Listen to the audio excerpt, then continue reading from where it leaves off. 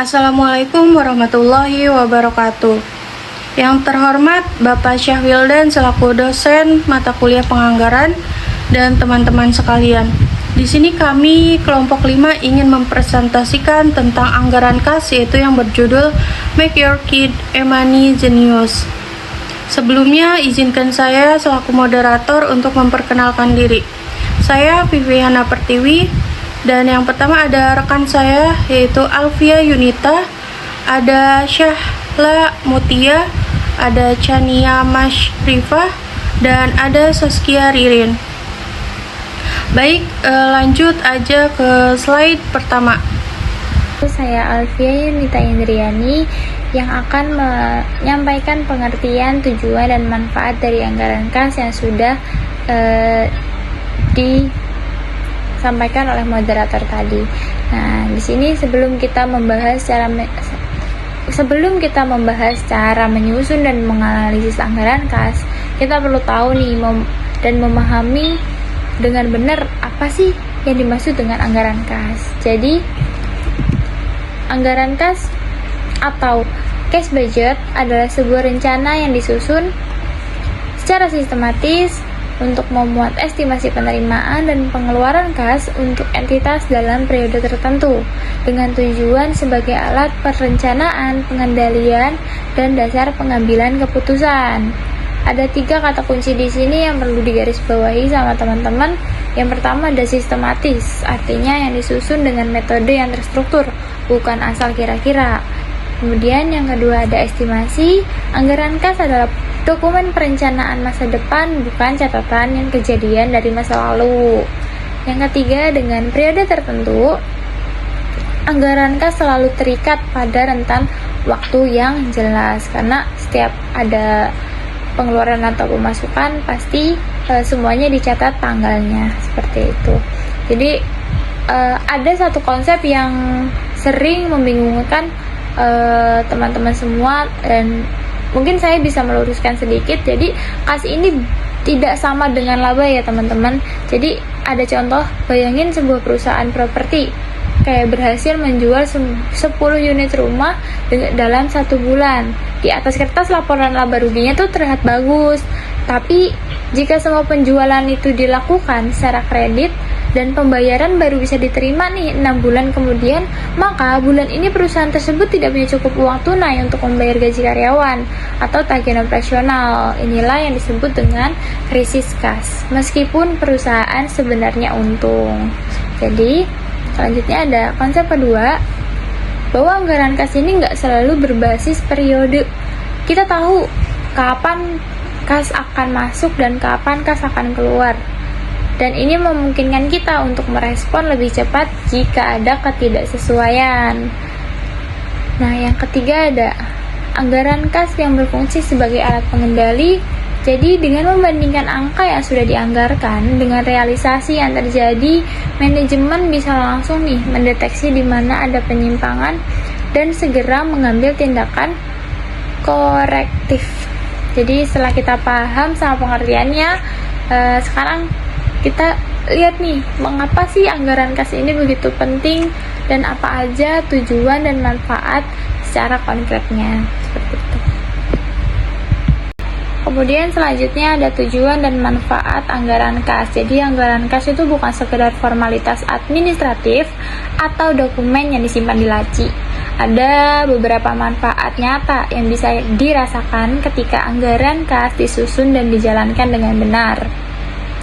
Yang pertama, merencanakan kebutuhan kas. Jadi dengan anggaran kas kita tahu jauh-jauh hari berapa sih kas yang dibutuhkan dan kapan tepatnya dibutuhkan. Tidak ada lagi kejutan di akhir bulan ketika tagihan jatuh tempo tapi kas tidak tersedia. Kemudian yang kedua ada menghindari cash storage atau kekurangan kas. Itu penting banget karena dengan proyeksi yang baik kita bisa mendeteksi nih potensi kekurangan kas bahkan sebelum itu terjadi, sehingga kita punya cukup waktu untuk mencari solusi pendanaan. Jadi bukan panik di saat krisis sudah di depan mata. Selanjutnya yang ketiga, mengoptimalkan idle cash atau kas yang menganggur. Jadi Kas yang hanya duduk di rekening tanpa dioptimalkan adalah pemborosan dalam arti tertentu. Dengan mengetahui kapan ada kelebihan kas, manajemen bisa menginvestasikan ke instrumen jangka pendek yang aman seperti deposito untuk menghasilkan return tambahan. Kemudian ada manfaat yang keempat sebagai alat pengendalian internal. Jadi anggaran kas itu sebagai tolak ukur setiap bulan kita bandingkan apakah realisasi sesuai rencana. Jika ada selisih yang signifikan, itu adalah sinyal untuk diselidiki apakah ada pengeluaran yang membengkak atau penerimaan yang meleset. Manfaat yang kelima, dasar pengambil keputusan, manajer atau pemilik usaha itu nggak perlu lagi ngambil keputusan keuangan berdasarkan intuisi semata. Jadi data kas yang terencana memberikan landasan yang kuat. Apakah kita perlu meminjam? Apakah kita aman untuk berinvestasi? Atau apakah kita perlu berhemat? Seperti itu. Dan manfaat yang keenam, meningkatkan kredibilitas. Entitas yang memiliki anggaran kas yang matang dan terstruktur akan dipandang lebih profesional dan dapat dipercaya oleh investor, kreditur, dan pemangku kepentingan lainnya. Ini adalah bukti nyata bahwa manajemen keuangan dijalankan secara serius. Nah, sekarang kita sudah tahu mengapa anggaran kas penting. Jadi pertanyaan berikutnya, apa saja yang masuk di dalamnya? Mari kita bahas komponen-komponen anggaran kas oleh teman saya. Terima kasih. Baik, selanjutnya kita akan membahas komponen utama dalam anggaran kas. Anggaran kas terdiri dari dua sisi yang selalu harus kita kelola, yaitu penerimaan kas di sisi kiri dan pengeluaran kas di sisi kanan. Di sisi penerimaan atau inflow terdapat 6 sumber kas masuk yang menjadi tulang punggung keuangan perusahaan. Nah, yang pertama itu ada penjualan tunai. Ini adalah kas yang langsung masuk saat transaksi terjadi. Yang kedua itu ada penagihan berhutang, yaitu pembayaran dari pelanggan yang sebelumnya membeli secara kredit. Nah, yang ketiga itu ada penerimaan pinjaman dari bank maupun pihak lain. Nah, yang keempat itu ada penjualan aset tetap, misalnya menjual mesin atau kendaraan yang sudah tidak dipakai. Nah, yang kelima itu ada pendapatan bunga atau investasi. Nah, dan yang keenam itu ada modal sektor atau setoran dari pemilik perusahaan. Sekarang kita beralih ke sisi pengeluaran atau outflow, yaitu semua kebutuhan kas yang harus dibayar perusahaan. Nah, yang pertama itu ada pembelian bahan baku dan barang sebagai kebutuhan produksi utama. Nah, yang kedua itu ada pembayaran gaji dan upah seluruh karyawan perusahaan. Nah, yang ketiga itu ada biaya operasional seperti listrik dan sewa tempat usaha. Nah, yang keempat itu ada cicilan utang beserta bunganya kepada pihak kreditur. Nah, yang kelima itu ada pembelian aset tetap atau yang dikenal sebagai CAPEX. Dan yang keenam itu ada pembayaran pajak dan dividen kepada negara dan pemegang saham. Dari kedua sisi ini lahirlah satu rumus kunci yang wajib kita ingat, yaitu saldo akhir sama dengan saldo awal ditambah total penerimaan dikurang total pengeluaran. Dan hasilnya harus lebih besar atau sama dengan saldo minimum yang telah ditetapkan. Jika di bawah itu, maka perlu segera mengambil tindakan. Selanjutnya kita akan membahas langkah penyusunan anggaran kas. Bagaimana sih cara kita menyusun anggaran kas yang baik? Ada 6 langkah yang harus diikuti secara berurutan. Langkah pertama yaitu tentukan periodenya. Kita pilih dulu rentang waktu yang akan digunakan, apakah bulanan, kuartalan, atau tahunan. Yang perlu diingat, periode yang lebih pendek akan semakin bagus untuk mengontrol yang lebih baik. Nah, langkah kedua yaitu proyeksi penjualan. Kita estimasi berapa pendapatan yang akan diterima. Ini akan menjadi fondasi dari seluruh anggaran kita. Langkah ketiga yaitu rencana penerimaan. Di sini kita gabungkan semua sumber kas masuk, yaitu penjualan, penagihan, pinjaman, dan pendapatan lain-lain. Pastikan tidak ada yang terlewat. Langkah keempat yaitu rencanakan pengeluaran. kita identifikasikan semua kebutuhan kas yang keluar, yaitu bahan baku, gaji overhead, pajak, dan investasi. Sekecil apapun harus tetap dicatat ya. Nah, langkah kelima yaitu hitung saldo kas. Kita hitung menggunakan rumus tadi, yaitu saldo akhir sama dengan saldo awal ditambah penerimaan dikurangi pengeluaran. Lalu bandingkan dengan saldo minimum yang telah ditetapkan. Dan langkah yang keenam yaitu ada analisis dan sesuaikan. Jika hasilnya surplus, segera investasikan agar tidak ada idle. Jika defisit, cari pendanaan alternatif atau lakukan efisiensi biaya.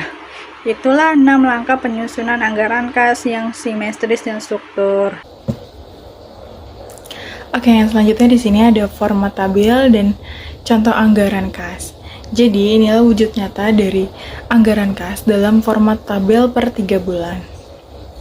Jadi, tabel ini itu mencakup periode pada bulan Januari, Februari, dan Maret. Di baris pertama, kita bisa lihat bahwa saldo kas awalnya itu pada bulan Januari dimulai di angka 10 juta. Pada saldo awal Februari itu adalah saldo akhir dari Januari, dan begitu seterusnya.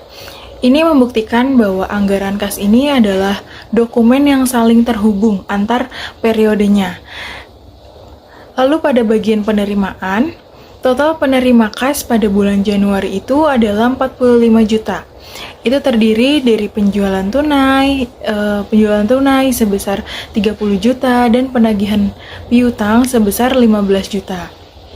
Lalu pada bagian pengeluaran, total pengeluaran kas pada bulan Januari itu 46.500.000. Ini lebih besar dari penerimaannya, dan ini bisa mengkhawatirkan jika kita tidak melihat saldo awalnya. Jadi, mari kita hitung bersama ya. Pada saldo akhir Januari, yaitu 10 juta ditambah dengan 45 juta dan dikurangi 46.500.000, yang hasilnya yaitu 8.500.000. Saldo minimum yang ditetapkan yaitu di angka 5 juta, karena 8.500.000 itu lebih besar dari 5 juta, maka status pada bulan Januari itu adalah surplus. Meskipun tipis, ini sinyal bagi manajemen untuk tetap waspada.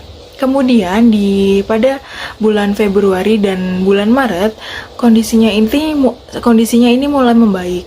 Saldo akhir meningkat menjadi 11.200.000 dan 15.700.000, dan status keduanya yaitu surplus dengan margin yang lebih nyaman. Pesan utama dari tabel ini yaitu dengan memiliki anggaran kas, manajemen bisa melihat ke depan dan tahu kondisi kas pada 3 bulan ke depan dan bertindak proaktif, bukan reaktif. Dari tabel ini kita bisa melihat 2 kondisi, yaitu surplus dan defisit. Selanjutnya yaitu ada analisis surplus dan defisit kas. Anggaran kas bukan hanya alat untuk menghitung, ia adalah panduan untuk bertindak, dan kondisi kas selalu akan masuk ke salah satu dari situasi tersebut, yaitu surplus atau defisit. Kondisi surplus terjadi ketika saldo akhir lebih besar dari saldo minimum yang ditetapkan. Ini kondisi yang termasuk baik, tapi bukan berarti kita boleh bersantai begitu saja. Ketika terjadi surplus, ada beberapa langkah strategis yang bisa diambil. Pertama yaitu investasikan kelebihan kas ke instrumen yang aman dan liquid seperti deposito berjangka atau reksadana pasar uang. Yang kedua yaitu gunakan surplus untuk mempercepat pelunasan utang yang berbunga tinggi.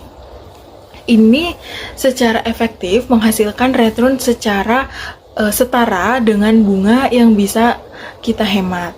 Ketiga yaitu perbesar cadangan kas atau dana darurat operasional untuk mengantisipasi periode-periode yang lebih sulit ke depannya. Selain itu, surplus yang cukup signifikan juga bisa menjadi modal untuk ekspansi bisnis atau pembelian aset produktif. Dan tentu saja, kinerja yang baik juga layak untuk diapresiasi. Memberikan reward atau bonus kepada karyawan itu juga bisa menjadi pilihan yang tepat. Adapun sebaliknya, kondisi defisit. Kondisi defisit ini terjadi ketika saldo akhir lebih kecil dari saldo minimum. Ini adalah kondisi darurat yang memerlukan tindakan segera. Strategi menghadapi defisit kas antara lain yaitu seperti mengajukan kredit modal kerja jangka pendek ke bank. Ini adalah solusi yang paling umum dan cepat. Selain itu, ada percepat penagihan piutang dengan menghubungi pelanggan secara aktif, atau bahkan menawarkan diskon khusus bagi yang mau membayar lebih awal. Di sisi pengeluaran, tunda sementara pembelian aset yang tidak mendesak, renegosiasi jadwal pembayaran utang dengan kreditur, dan identifikasi biaya operasional yang bisa dikurangi tanpa mengganggu operasional inti. Dan satu hal yang sangat penting yaitu lakukan variance analysis di setiap akhir periode. Bandingkan antara angka anggaran dengan realisasi. Temukan penyebab selisihnya dan gunakan hasil analisis itu untuk menyusun anggaran kas yang semakin akurat di periode berikutnya. Jadi inilah yang membuat anggaran kas ini menjadi alat yang semakin tajam dari waktu ke waktunya. Oke, yang selanjutnya yaitu studi kasus pertama yaitu warung makan Bu Sari. Jadi warung makan Bu Sari ini mengalami masalah kas meskipun omset penjualannya ini besar. Jadi pada bulan Oktober, warung Bu Sari ini memperoleh omset sebesar 42 juta. Jika kita lihat sekilas, kondisi usaha ini terlihat sangat baik ya, karena omsetnya lebih tinggi dari target yang direncanakan, yaitu 35 juta. Namun, ternyata kondisi kasnya ini berbeda. Jadi sebagian besar penjualannya ini kan berasal dari pesanan catering ya, senilai 28 juta. Yang pembayarannya itu baru diterima 40 hari kemudian, yang artinya uang tersebut itu belum masuk ke kas perusahaan dan masih tercatat sebagai piutang. Akibatnya, penerimaan kas tunai yang benar-benar diterima itu hanya sekitar 14 juta. Di sisi lain, pengeluaran kas tetap harus dibayar. Harus ada yang tetap dibayar, yaitu seperti gaji karyawan sebesar 7.200.000 dan pembelian bahan baku sebesar 5 juta dan sewa tempat sebesar 2 juta. Jadi total pengeluaran kas ini mencapai 14.200.000. Jika kita melihat tabel analisis defisit kas, terdapat perbedaan yang cukup besar antara anggaran dan realisasi. Walaupun omset meningkat, penerimaan kas justru turun karena sebagian besar penjualannya ini belum dibayar oleh pelanggan. Kondisi ini menyebabkan kas akhir ini hanya sekitar 6.500.000, jauh lebih rendah dibandingkan yang direncanakan. Dari kasus ini, kita dapat melihat bahwa omset besar tidak selalu berarti kondisi kas perusahaannya itu sehat. Adapun pelajaran penting yang dapat kita ambil adalah perusahaan harus memisahkan antara penjualan tunai dan penjualan kredit dalam penyusunan anggaran kas. Karena tujuan anggaran kas ini bukan hanya melihat keuntungannya saja, tetapi memastikan perusahaan ini memiliki cukup uang tunai untuk menjalankan operasional sehari-hari. Jadi, kesimpulan dari kasus dari kasus Warung Busari ini adalah kas tidak sama dengan laba.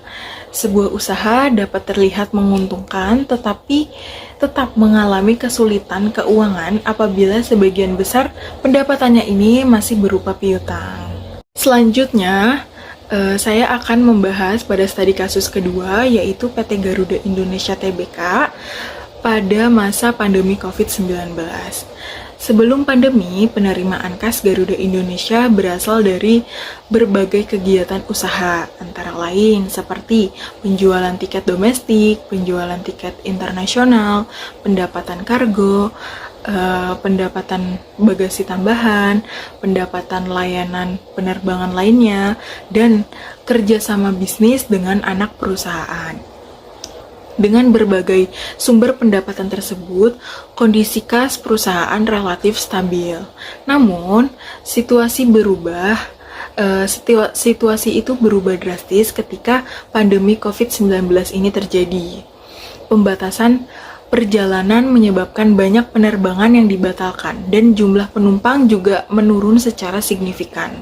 Akibatnya apa? Akibatnya penjualan tiket itu turun drastis. Pendapatan internasional juga hampir berhenti. Lalu pendapatan kargo masih ada tetapi tidak mampu untuk menutupi seluruh biaya operasional.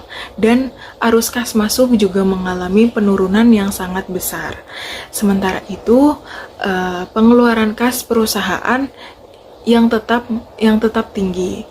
Garuda Indonesia juga masih harus membayar gaji dan tunjangan karyawan, biaya bahan bakar, biaya perawatan pesawat, biaya bandara dan navigasi udara, dan sewa pesawat kepada lessor. Selain itu juga terdapat kewajiban keuangan berupa cicilan pokok utang, pembayaran bunga utang, kewajiban kepada pemasok. Ditambah lagi berbagai biaya administrasi seperti listrik, teknologi informasi, dan pemasaran. Jika dilihat dari analisis kondisi kas, sebelum pandemi kas masuk tergolong tinggi dan kondisi perusahaan relatif stabil. Namun saat pandemi, kas masuk turun menjadi sangat rendah, sedangkan kas keluar itu tetap tinggi.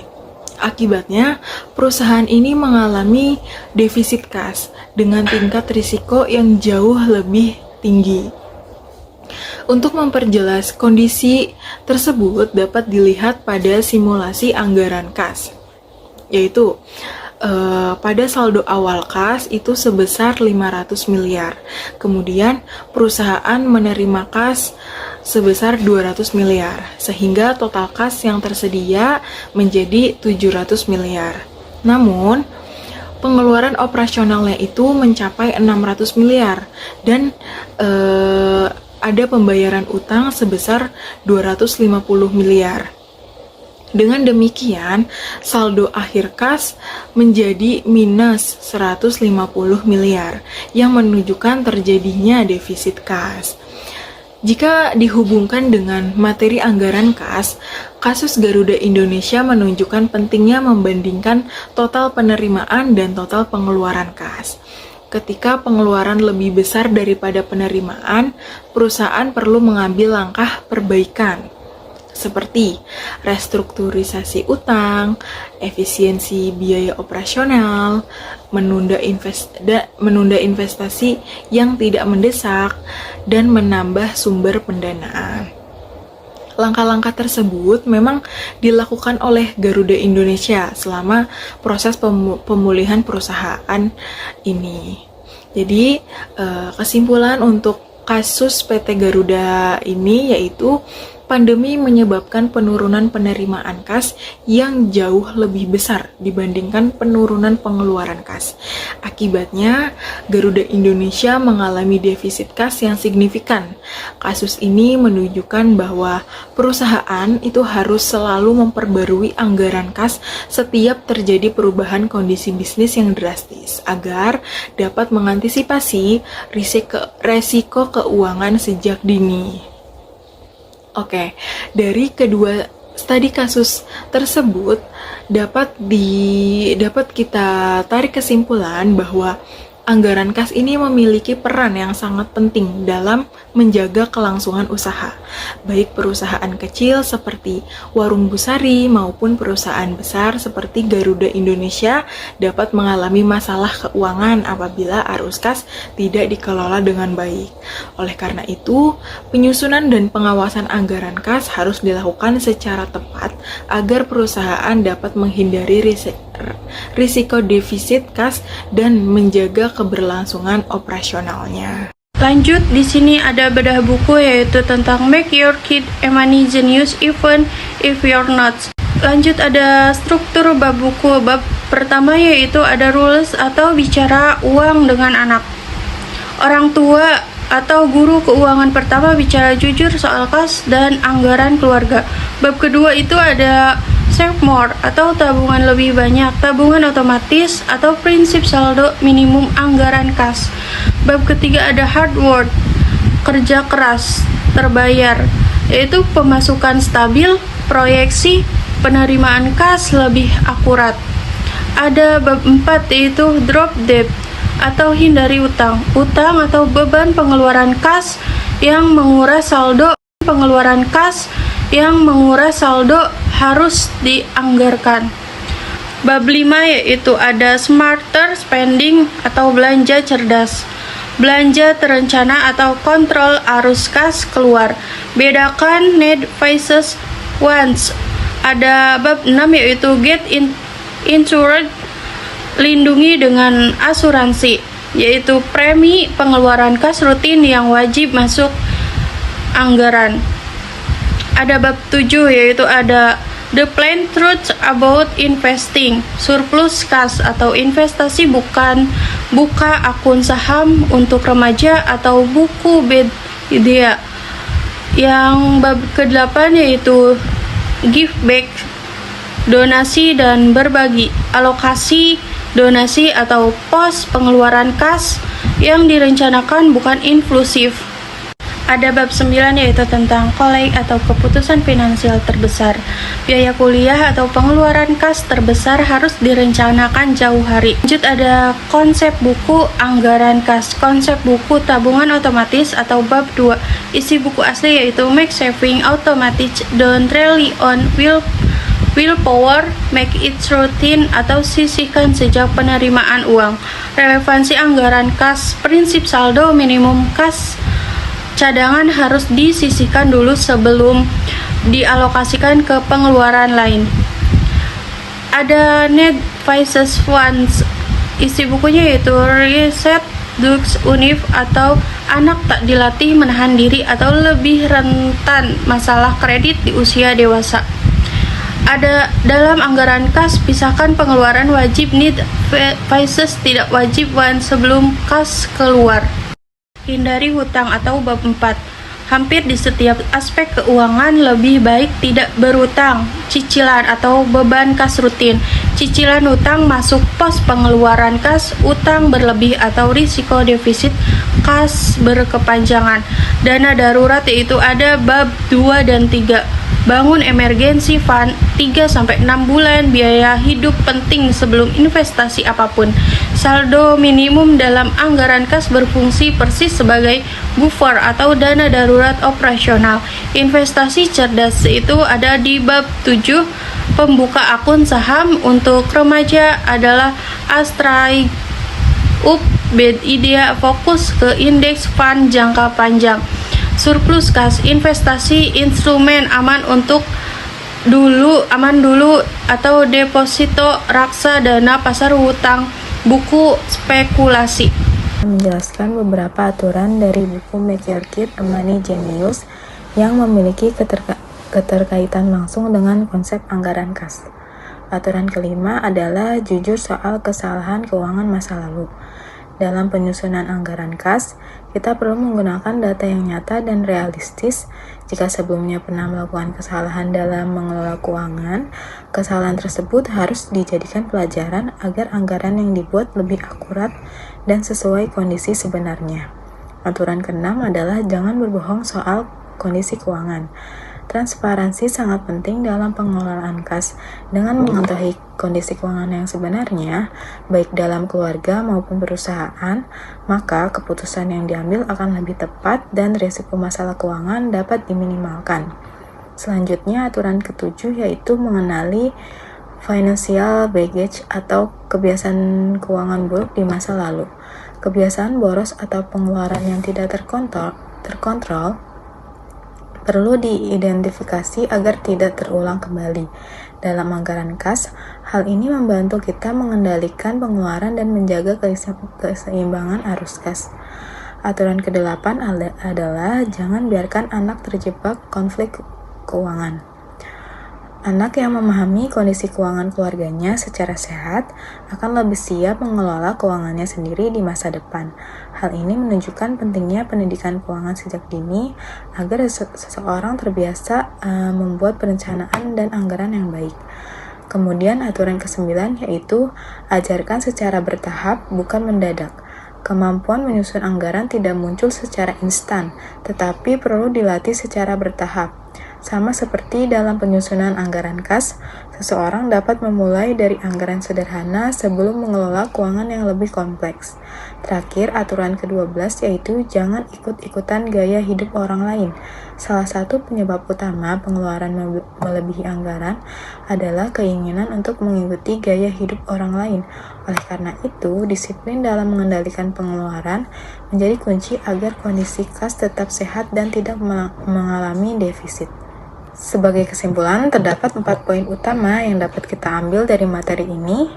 Yang pertama, anggaran kas merupakan fondasi pengelolaan keuangan. Tanpa perencanaan kas yang baik, sebuah bisnis yang terlihat menguntungkan sekalipun dapat mengalami kesulitan karena kekurangan uang tunai untuk menjalankan operasionalnya. Kedua, kebiasaan keuangan yang baik perlu dimulai sejak dini. Buku karya Beth Kobliner menekankan bahwa kebiasaan finansial terbentuk sejak usia muda. Oleh karena itu, edukasi mengenai menabung, mengatur pengeluaran, dan membuat anggaran perlu diajarkan sedini mungkin. Ketiga, saldo minimum berfungsi sebagai jaring pengaman atau safety net, baik dalam kehidupan pribadi maupun dalam bisnis. Selalu diperlukan dana cadangan untuk menghadapi situasi yang tidak terduga. Dengan adanya saldo minimum, kondisi keuangan menjadi lebih aman dan stabil. Keempat, surplus kas sebaiknya dikelola melalui investasi yang bijak. Kelebihan kas bukan untuk dihabiskan secara impulsif atau digunakan untuk aktivitas spekulatif, melainkan dimanfaatkan secara terencana agar dapat memberikan manfaat dan nilai tambah di Baik, demikian presentasi dari kelompok 5. Untuk tanggapan kekurangan kelompok kami, saya persilahkan untuk Pak Syawil dan menanggapi. Saya mewakili kelompok 5. Mohon maaf apabila ada kurang perkataan atau perbuatan. Wassalamualaikum warahmatullahi wabarakatuh.